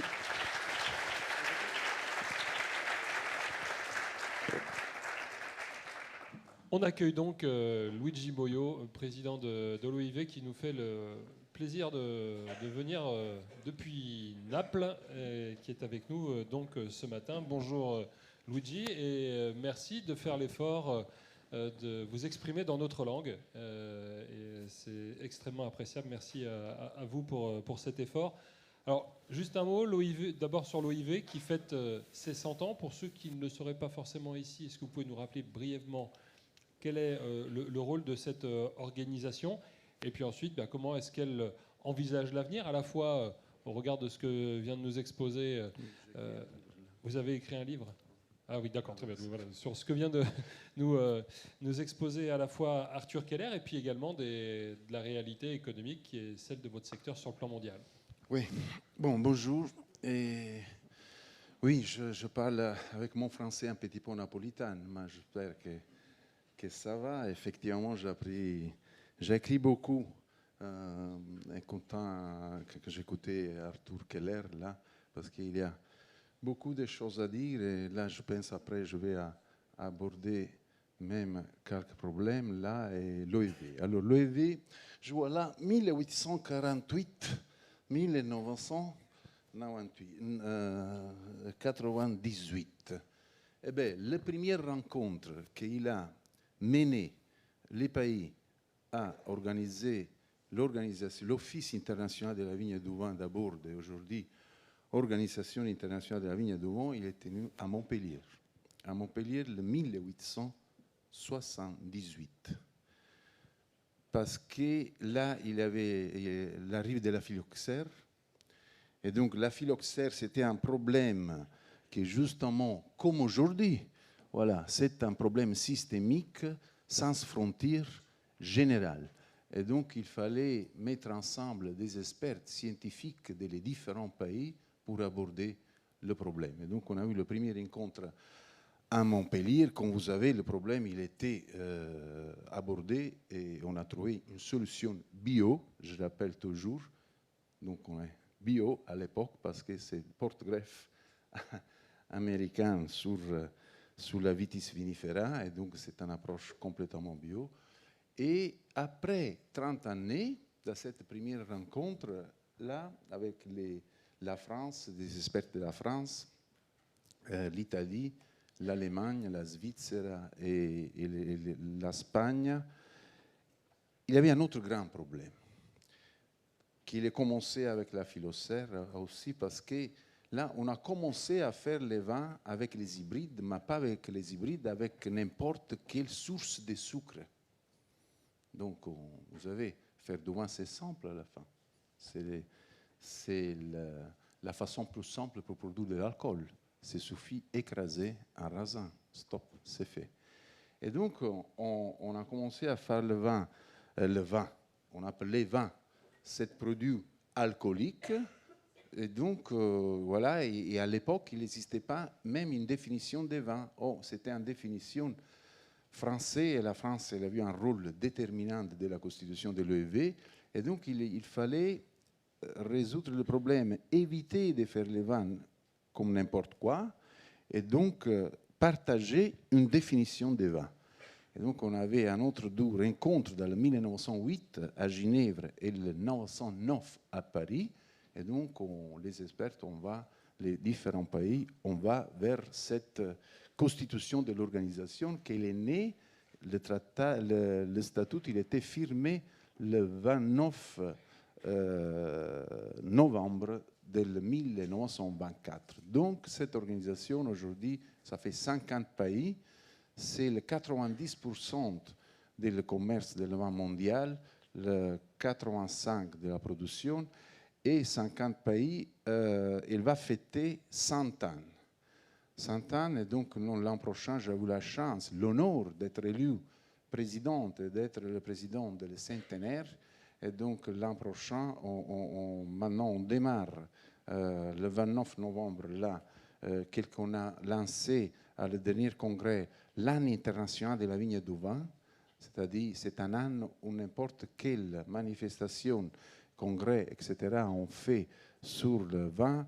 Il a le patronage d'être dans l'année internationale de la vigne du vin, et on va célébrer tous à octobre. On a on a activé, comme on dit, on a proposé une comité d'honneur organisateur avec les 7 présidents de la République des pays fondateurs. Donc, je pense que le président de la République française, il vient à Dijon en octobre parce qu'on a plusieurs choses. L'inauguration, le congrès, une ministérielle. On a proposé une ministérielle avec les 50 ministres de l'agriculture des 50 pays pour discuter de ça et pour produire une sorte, pas de manifeste, mais un document politique là, pour les prochaines années, pour le futur de le vin. Qu'est-ce qu'il faut faire? Non, j'arrête. Et la dernière chose, c'est l'inauguration du siège. Parce qu'après beaucoup d'années que l'organisation elle était à Paris, mais sans une identification des sièges, parce qu'on tournait un petit peu entre Paris, à Dijon, voilà, c'est quelques Français qui disent pourquoi Dijon, mais Dijon, vous savez, j'ai complété mon doctorat à Dijon, ça fait 30 années. Et quand je retournais en Italie, j'ai fait le doctorat en biochimique et chimique des arômes, et il disait, je suis à Dijon. On me demandait où qu'est-ce que c'est Dijon? Je dois dire la Bourgogne. On dit, ah oui, tu es en Bourgogne. Donc Dijon, il ne fait pas un conflit d'intérêt pour moi. Parce qu'on a fait, c'est pas parce que Bordeaux, il savait proposer pour un siège, et même Reims. Et donc on a le siège à Bordeaux. Et à Dijon, oui. Non. Alors, et on a donc failli avoir là, une crise politique majeure. Là, ouais. Non, j'arrête parce qu'il au y bord a d'une troisième guerre mondiale. Là, oui. 2 choses encore à dire sur cette organisation, qu'il faut être fier. Et je dis la France, elle a eu un rôle fondamental. Jusqu'à aujourd'hui, l'OEV, elle a, comment on dit, défini 1438 résolutions scientifiques. Parce que comme travail, c'est un réseau de presque 500, 800 experts scientifiques, et donc avec un confront technique, on produit cette résolution. Et donc là, c'est intéressant parce qu'avec l'analyse de cette résolution, viticulture, énologie, économie, sécurité, santé, on peut décrire l'évolution du secteur dans 100 années au niveau scientifique. Alors, 1438 résolutions, vous le disiez, est-ce qu'il y en a une seule qui permette au système de ne pas s'effondrer, puisque c'était le propos tenu par Arthur Keller. On a beaucoup travaillé sur le... Alors, ça, c'est un problème, justement, comme il a dit M. Keller, c'est un problème... c'est pas qu'un problème énologique, je suis un prof d'énologie, c'est pas un problème de viticulture, c'est pas un problème de santé, c'est pas un problème climatique, c'est un problème général. Et justement, on a fait un groupe d'experts qu'on appelait Soustien, et aujourd'hui on a changé le nom, et il travaille dans 15 années. Là, on a un expert scientifique, Hervé, et où il y a tous les experts. Parce que ça, c'est un problème qu'il faut aborder avec tous les experts.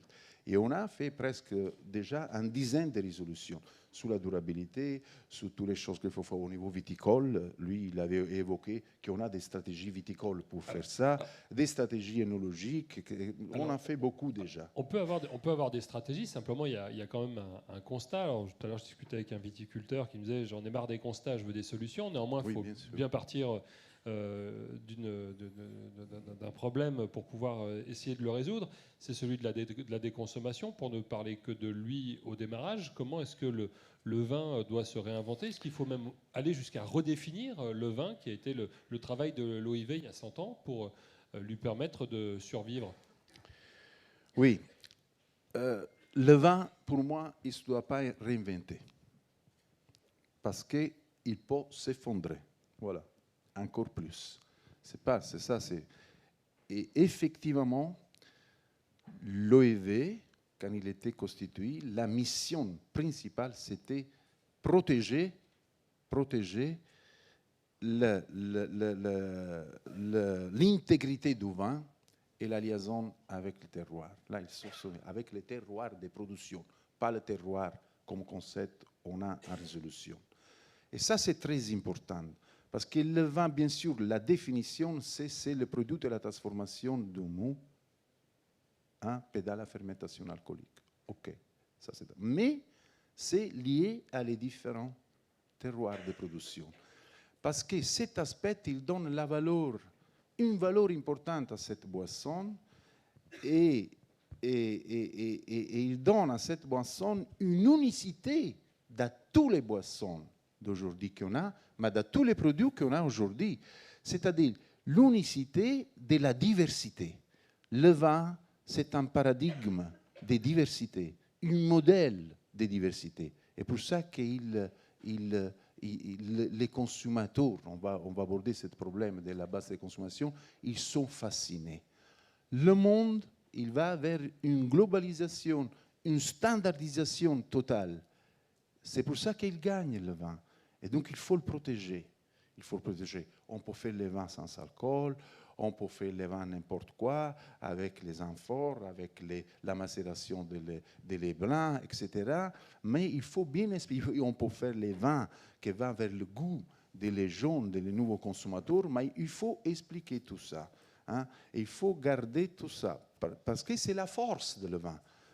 Et donc c'est pour cet aspect-là que le vin, c'est un acte agricole. C'est un produit agricole. Ce n'est pas un produit de la technologie alimentaire, ce n'est pas un produit de l'industrie alimentaire, que c'est une autre chose. Et donc, c'est un produit agricole qui va dans une transformation. Donc ça, il faut le faire de façon pédagogique à nouveau, parce qu'effectivement, quelque que vous venez de dire, c'est-à-dire il y a une base de consommation, mais on a une évolution de la société. Les choses que j'ai écoutées, je suis inquiété.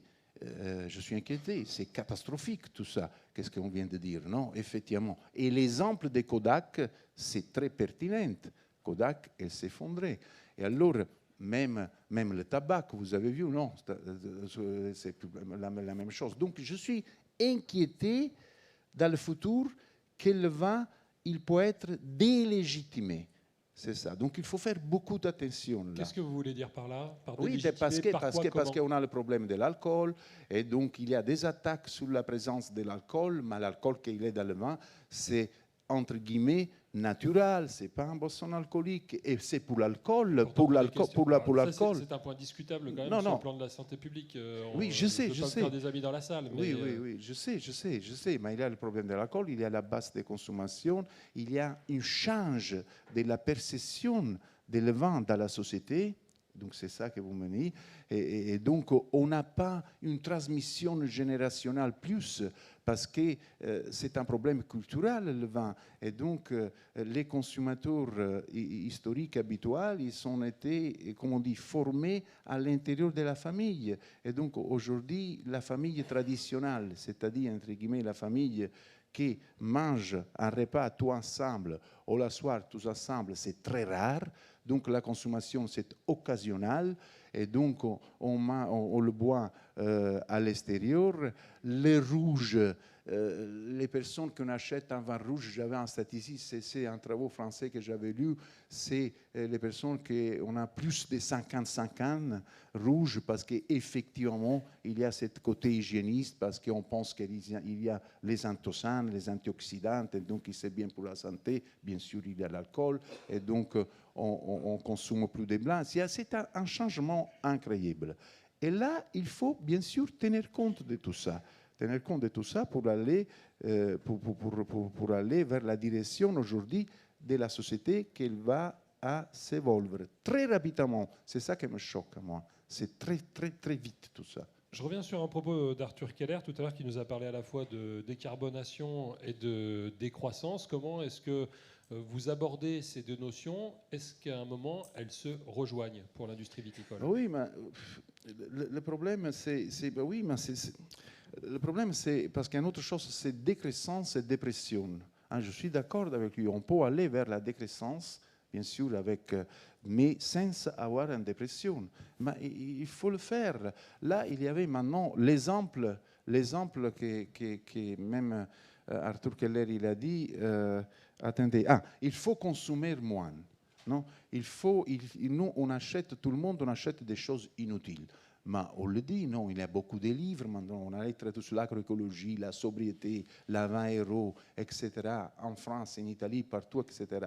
Mais à la fin, il y a quand même un marché qui pousse la société vers le consumisme, encore plus. Un exemple, je fais, avec les voitures électriques. Voilà. Il y a des amis, je ne l'ai pas encore, on va l'apprendre. Il y a un ami, souvent je vais avec lui dans sa cave, avec une voiture électrique. Je l'appelle à pile. Et donc, à la fin, j'ai l'impression d'être dans un bateau à voile. Je dis, ah oui, on va, parce qu'on ne sait pas s'il y a loin, etc. Souvent, quand on a fait la charge là, dans les grandes surfaces, souvent en Italie, on a ça, pour attendre que la voiture elle va se charger, nous, on tourne dans la grande surface et on dépense 100, 200 euros et on achète je ne sais pas qu'est-ce qu'on va acheter. 300. Oui, mais c'est incroyable. On achète des choses inutiles. Je dis, qu'est-ce que c'est ça? Et alors, c'est une folie totale. Donc, il faut réfléchir sur ça. Nous achetons, quand lui l'a dit, dans les années 60, on n'achetait pas les choses qu'on achète aujourd'hui. J'ai dit à la place, quand je l'écoutais, on était héros. On était héros. Et donc, il faut retourner sur tout ça. Mais là, il y a une littérature, là, il y a des débats, il faut avoir la force de faire ça et de sensibiliser les jeunes à tout ça. J'apporterai une nuance, c'est qu'il y avait des produits qui n'existaient pas à l'époque et donc on ne pouvait pas non plus envisager, il y a beaucoup de produits. les consommer. Ouais. Est-ce qu'on a une question d'ores et déjà de la salle? Pas encore, ça va venir. Alors moi j'avais une question... sur le vin. Il faut parler de le vin. Comment? Il faut parler de le vin. Voilà, on va parler de vin. Justement, j'allais venir, je voulais justement parler d'un produit, parler d'agriculture, parce que on a aujourd'hui des terroirs qui sont en mutation. Vous disiez, le vin, c'est le lien entre une vigne, un terroir, un savoir-faire. Oui.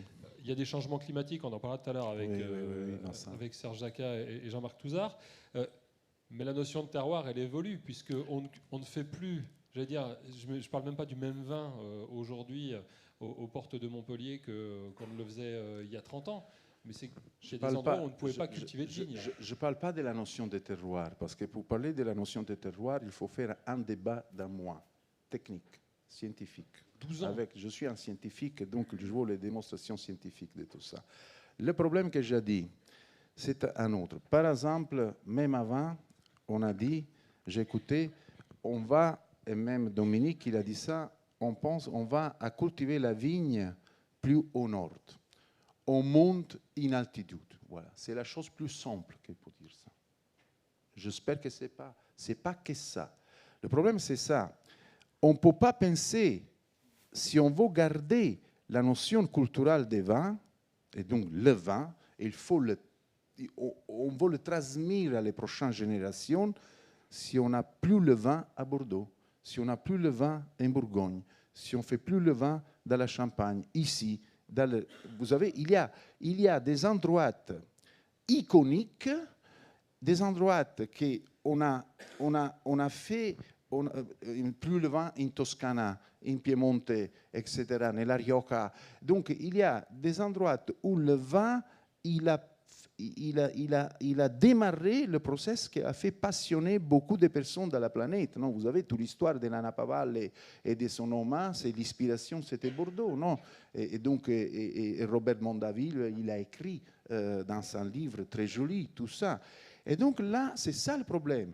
Alors, il faut, au niveau scientifique, comme on a abordé le problème de la phylloxère, comme on a fait toutes les choses en avant, il faut travailler pour continuer à faire, surtout en viticulture, bien sûr, surtout en viticulture, à faire des vins de bonne qualité dans les aréales iconiques. Par exemple, non, je fais un exemple de viticulture très simple, c'est que dans les années passées, on a fait beaucoup de sélections, non, sélection clonale de les années 50, on a sélectionné, même dans la zootechnie, on a poussé les vaches à faire plus de lait, même dans la zootechnie, et là, on a fait des sélections avec des clones qui, depuis la maturation, ils sont plus riches en sucre et moins en acidité. Maintenant, il faut faire le contraire. Il faut faire le contraire. Donc, plus acidité et moins de sucre.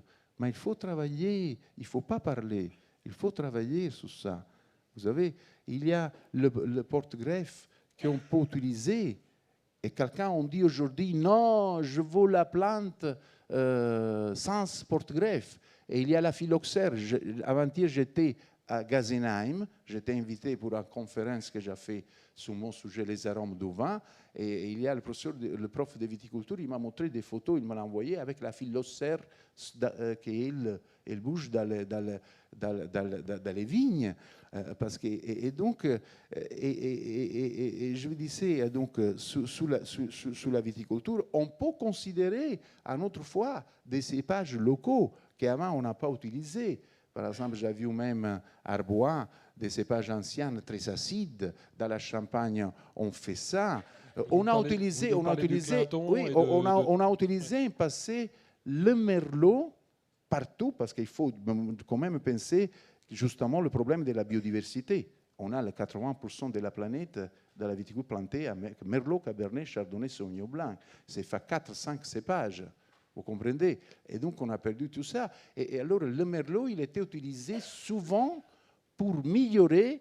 J'étais avec un ami énologue ce matin qu'il m'a ramené à la télé. Et justement, il a utilisé le terme correct pour digérer des vins de cépages tanniques, c'est-à-dire pour équilibrer. Aujourd'hui, c'est le contraire. Peut-être des cépages tanniques et acides, ils peuvent aider les cépages précoces dans des autres. On a toutes les choses qu'il faut avoir au niveau de la filière. Alors, Carole Saint-Fort, tout à l'heure, le disait, il y a ici un conservatoire de la vigne qui est gardé par l'INRAE.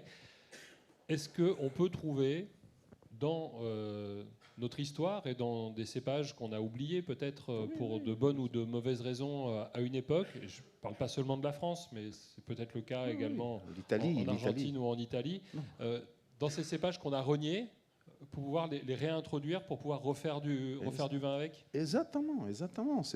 Par exemple, il y a une différence énorme entre les cépages précoces et les cépages tardifs. S'il y a un chauffement climatique, les cépages de moyenne maturation, ils vont mieux. En Italie, surtout, on a presque 800 cépages locaux, chaque région. Et donc, je ne suis pas alarmiste. Je ne veux pas être alarmiste.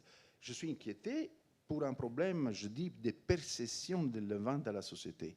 Mais je ne suis pas inquiété sur le fait que nous, dans le futur, on va continuer à faire des vins de bonne qualité, comme on l'a toujours fait, sans aucun problème. Bien sûr, il faut aborder les problèmes, mais on ne peut pas aborder ce problème si on retourne dans le médiéval. Ça, c'est un autre aspect important. Vous savez, le Moyen-Âge.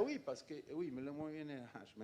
Parce que là, il y a, vous savez, avec le Covid aussi, on l'a vu ou non, il y a ce scepticisme vers la science, les connaissances scientifiques, etc.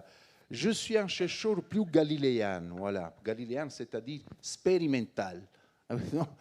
C'est-à-dire qu'il faut faire les expériments comme Pasteur. Voilà, il était dans son laboratoire et donc alors il a cherché, il a abordé les problèmes et il était justement un bénéfacteur de l'humanité. En plus, tout seul, il a abordé les problèmes. C'est ça la recherche. Il faut retourner à faire la recherche sérieusement, et il faut travailler dans le laboratoire. Je comprends qu'aujourd'hui, c'est plus compliqué parce qu'à mon époque, on n'avait pas le téléphone portable, j'avais rien. J'étais héros dans le laboratoire et dans la bibliothèque, sans aucun problème de distraction. Alors, c'est amusant que vous parliez que vous disiez que vous êtes galiléen parce que il a introduit le méthode expérimental, oui, bien sûr. Je n'ai pas connu son procès, juste ce qu'on en a dit. Et en se retournant à la fin, une fois que la sanction était tombée, il s'est retourné en disant « et pourtant il tourne ». Et j'ai l'impression « et pour si mauvais ». Et j'ai l'impression de vous entendre dire « mais les affaires continueront de marcher », alors que précisément... Non, c'est pas ça. Lui, il a introduit l'observation, après l'expériment et la démonstration de l'observation. C'est ça la science. Okay? Et après, la reproducibilité de l'expériment n'importe où, qui va démontrer ça. C'est ça que je disais galiléen, non la pierre qui est tombée. Nessun problème. Allons-y, est-ce qu'on a une question? Madame, on va vous apporter un micro, ici au centre. Et puis ensuite, on ira se balader par là-haut. Je vous invite à les centenaires de l'OEV, bien sûr. À Dijon. À goûter la moutarde.